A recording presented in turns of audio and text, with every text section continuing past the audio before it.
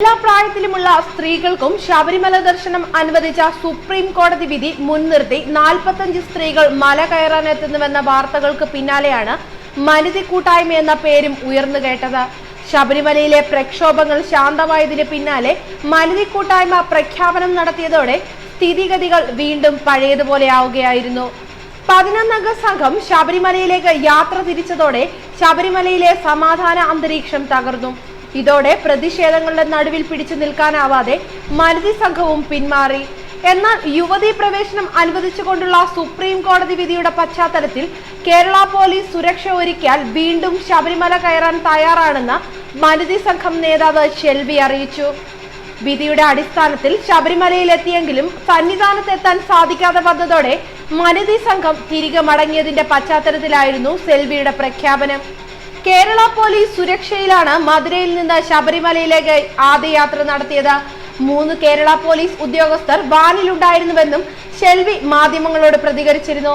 എന്നാൽ പോലീസ് വാഹനം കസ്റ്റഡിയിൽ എടുത്തുകൊണ്ട് പോകുന്ന രീതിയിലായിരുന്നു തങ്ങളെ ശബരിമലയിലേക്ക് കൊണ്ടുവന്നതെന്നും നേരത്തെ തീരുമാനിച്ചതിൽ നിന്നും വ്യത്യസ്തമായി കാര്യങ്ങൾ മാറിയത് പോലീസിന്റെ ഇടപെടലിലൂടെയായിരുന്നുവെന്നും ഷെൽവി പറഞ്ഞു. പല സ്ഥലങ്ങളിൽ നിന്നും പുറപ്പെടുന്ന മനിതി സംഘാംഗങ്ങൾ കോട്ടയത്ത് ഒത്തുകൂടിയ ശേഷം ഒരുമിച്ച് മല കയറുമെന്നായിരുന്നു ആദ്യം ഇവർ മാധ്യമങ്ങളെ അറിയിച്ചത്. എന്നാൽ ഇതിൽ നിന്ന് വ്യത്യസ്തമായി പോലീസ് ഇവരെ പമ്പയിൽ എത്തിക്കുകയായിരുന്നു. പോലീസ് നിർദ്ദേശപ്രകാരമാണ് തങ്ങൾ സഞ്ചരിച്ചിരുന്ന വാഹനം പോയിക്കൊണ്ടിരുന്നതെന്നും വാഹനത്തെ നിയന്ത്രിച്ചിരുന്നത് കേരള പോലീസ് ആയിരുന്നുവെന്നും ഷെൽവി പറഞ്ഞു.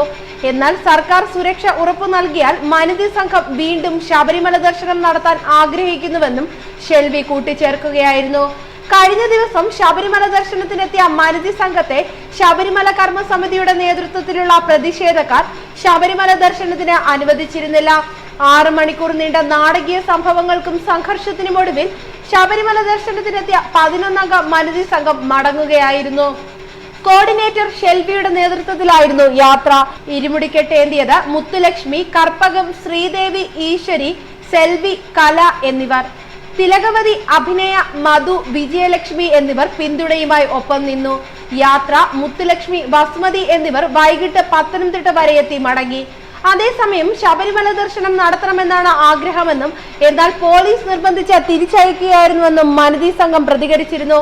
എന്നാൽ യുവതികൾ സ്വന്തം തീരുമാനപ്രകാരമാണ് മടങ്ങുന്നതെന്നാണ് പോലീസിന്റെ പ്രതികരണം.